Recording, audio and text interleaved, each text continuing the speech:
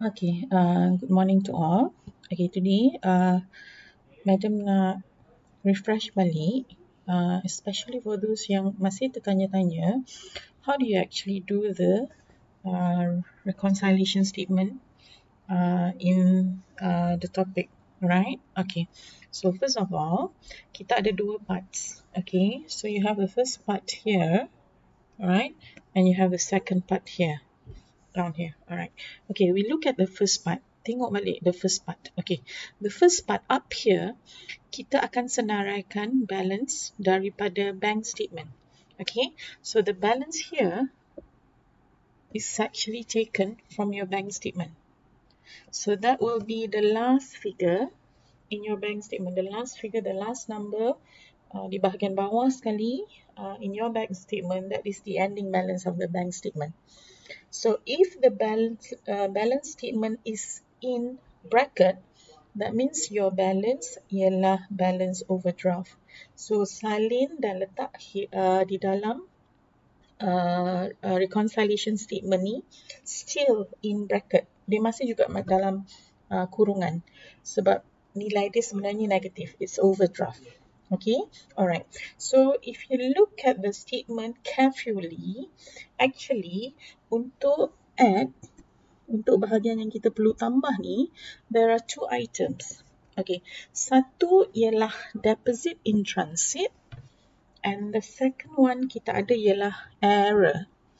Okay, and then the part yang kita akan deduct, tolak, ada dua part juga.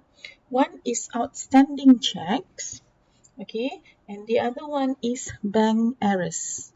Okay, alright. Kenapa Madam letak warna biru dan warna merah so that you can see? Okay, the deposit in transit ni maksudnya check tu kita dah terima tapi belum clear dalam penyata bank.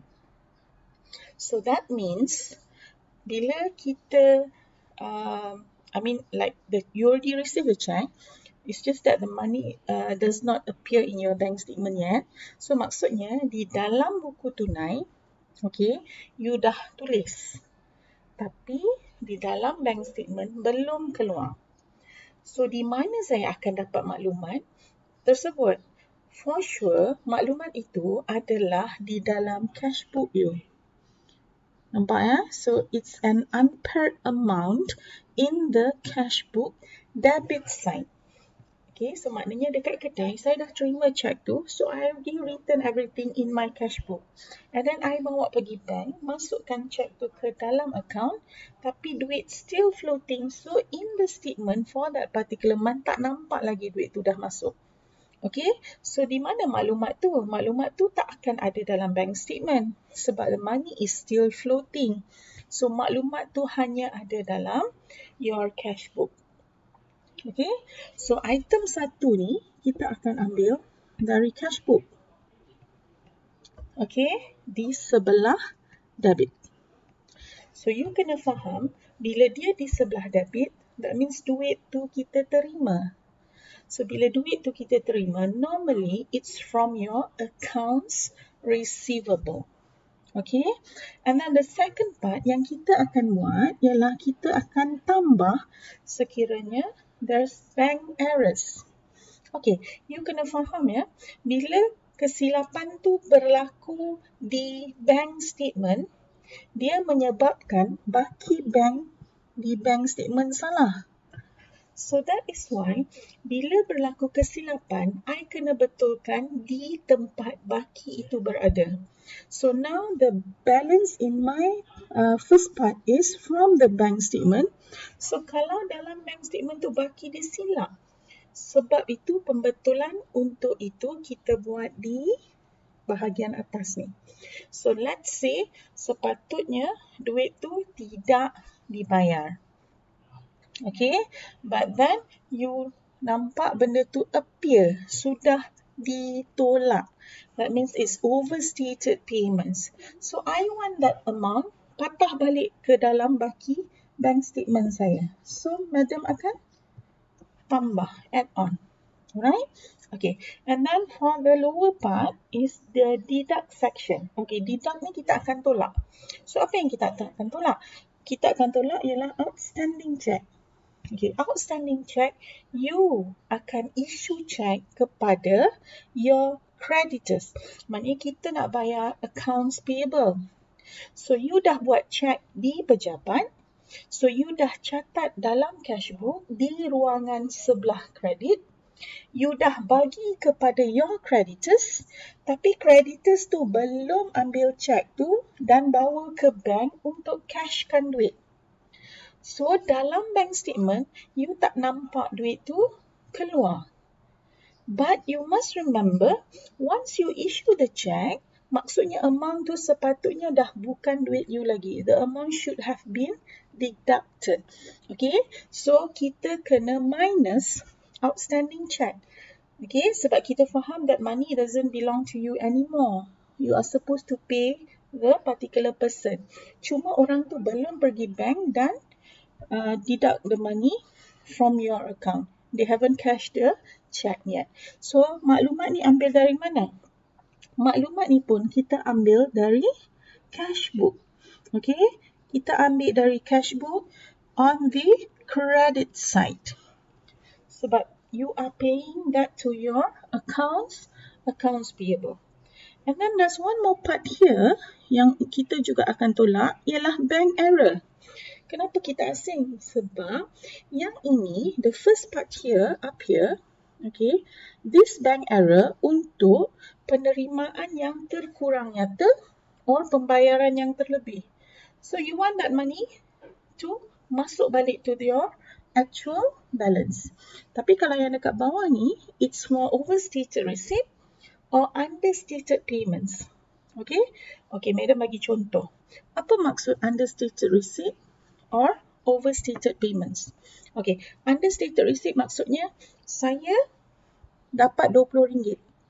Okay, dalam bentuk cek. Tapi dalam statement keluar RM10 saja. So, dia akan short RM10, right? So, that RM10 kena masuk balik dalam balance saya, barulah balance saya akan betul. So, how do I do that? I will add to my bank errors. Okay, alright. Kalau untuk bank errors yang di bahagian deduct di bawah ni, alright, as you can see here, it's for overstated payments. Overstated receipt and understated payments. Okay, overstated receipt maksudnya saya dapat RM10 saja. Okay, saya dapat RM10 saja. Okay, betul lah. Okay, tapi I tulis 100. Dalam bank statement tu appear 100. So, balance you kat sini, kalau you tersalah catat tadi, you're supposed to get only 10. Tapi instead of 10, you catat dekat sini 100. So, what happened here is, terlebih RM90. So, dalam balance you ni, ada lebih RM90. Which does not belong to you. So, itu ialah kesilapan, errors. So, what do I need to do?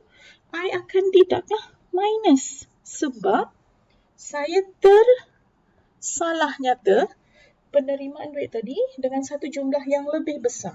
So, that balance, the balance yang saya catat pada cash balance ni, sepatutnya kurang. Tapi sebab Madam dah tersilap tadi, dia terlebih RM90. So, that amount shouldn't be here. So, kita akan minus di bawah. So, items yang kita ambil daripada cash book untuk kita tulis di dalam bahagian atas ni hanyalah your deposit in transit and your outstanding checks sahaja. Okay, error mesti dibuat pada baki dia sendiri. Kalau kesilapan berlaku di bank statement, error tu mesti dibetulkan di baki bank statement. Either you add atau you minus. Okay, alright, kita tengok the bahagian bawah. Okay, so the lower part of your bank reconciliation, okay, kita akan letak dulu baki yang kita ambil dari cash book untuk column bank. So, bawah ni, kita ambil baki di cash book. So, cash book ni maksudnya we are referring to the one that you are preparing in your office. Disediakan oleh kerana account ataupun sesiapa yang bertanggungjawab. Right? Okay. So, apa amount yang kita akan add? dan apa amount yang kita akan deduct. Okay, yang warna hitam tu, kalau you tengok 3 item ni yang kita akan add, semuanya diambil dari bank statement. Sebab, okay, cash book dah catat. Yang belum catat ialah bank statement. Okay, cash book belum catat. Yang dah catat ialah di bank statement. So, you dekat pejabat tak tahu. So, bila you nampak appear dalam bank statement, oh, this item telah menyebabkan duit bertambah. Tapi I dekat bank tak tahu because maybe the transaction was done online. Okay, EFT, electronic fund transfer contohnya. Okay, so ada orang transfer online my bank to you, masuk dalam account you. Tapi dia tak inform. So, I dekat pejabat tak tahu. So, I tak catat apa-apa. Alright? Tapi when I see the bank statement, oh, duit dah masuk. Tapi dekat pejabat, I belum catat. So, I akan tambah apa-apa amount ataupun duit yang di-collect, which is collected by the bank. Maksudnya, bank sendiri yang masuk, duit tu masuk terus, direct ke bank. Contohnya seperti accounts ataupun notes receivable. That means your debtor bayar hutang pada you, dia direct online terus masuk dalam accounts. Dia tak bagi check pada you di kedai. Okay? Atau ada juga revenues, okay, hasil yang directly transfer to your account. Contoh macam interest. Kita ada fixed deposit. Fixed deposit tu maksudnya you simpan duit dalam satu account fixed deposit untuk satu jangka masa yang tertentu, and then you dapat faedah daripada simpanan tersebut. So that is your interest revenue. Okay, so itu akan tambah duit you dalam bank kan. Tapi dekat cashbook kita tak tahu duit tu bertambah sebab kita tak tahu benda tu berlaku dalam bank account. Sama juga macam dividen. Dividen ni ialah keuntungan yang dibayar, okay, apabila kita merupakan pemegang saham ataupun kita beli bond dari mana-mana pihak. So, bila you dapat untung, okay, untung tu kita akan panggil dividen lah. Alright, so that dividend will be paid to you. Dia tak akan bagi you cash. Dia tak akan bagi you check. Tapi dia akan terus transfer kepada account pemegang saham tersebut. So, item tu you tak nampak dekat kedai, tapi dia akan appear dalam your bank statement. So, this part up here, kita akan ambil dari bank statement sebab dia penerimaan duit. Untuk bank statement is different from our ledger biasa ya.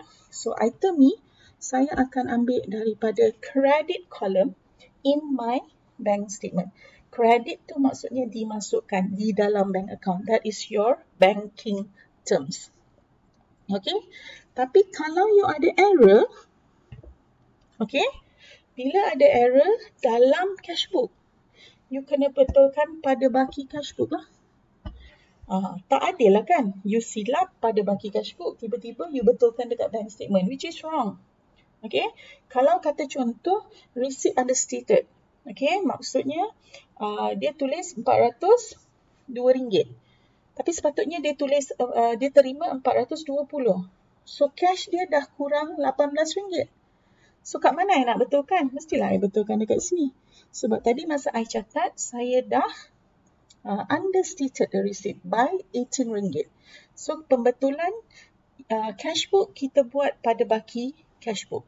Okay, untuk bahagian deduct di bawah ni, alright, item ni dipotong oleh bank tanpa pengetahuan you. Okay, because of what? Because of the services yang you langgan. Bukanlah you tak tahu langsung, you tahu. Cuma that you don't know when. Okay, tapi once you saw the items in your bank statement, kita tahu item tu telah ditolak. So, bila you ditolak terus daripada account bank, kita dekat pejabat tak tahu. So, that item memang tak appear lagi dalam cashbook. So, di mana I akan ambil maklumat tu untuk saya tambah? Saya akan ambil daripada bank statement. Tapi sebab dia pembayaran, I akan ambil dari column debit. Okay, so apa dia yang saya akan ambil dari column debit tu? Bank service charges, collection charges macam checkbook and everything. Lepas tu kalau ada perintah sedia ada, standing order. Contohnya bayaran insurance. You bayar insurance untuk kedai you potong terus daripada account. Okay, standing order. You dah bagi arahan pada bank untuk buat pembayaran. So you saw that item, you know its expenses, kita akan catat sebagai insurance expense ataupun prepaid insurance. And one more thing here ialah NSF. Okay, NSF maksudnya dekat kedai saya dah masukkan because I got the check from my client daripada debtors. Okay, so katakan A bayar kepada saya di kedai. So saya dah catat dalam bahagian debit di cash book duit masuk. Tapi bila I bawa check tu pergi bank, check tu tendang, bounce sebab duit tak cukup. So I tak tahu benda tu berlaku. Yang I tahu dalam cash book saya duit dah masuk. Contoh katakan you dapat 10,000. Okay, dalam cash book you dah plus 10,000. Tapi bila you bawa check tu pergi bank, bank bounce balik check tu. And then dia akan bagi surat lah. Tapi lambat lah daripada tarikh kejadian berlaku. So once you saw the item is already rejected, the check was bounced from the bank, so kita kena tolak lah. Kenapa kita kena tolak?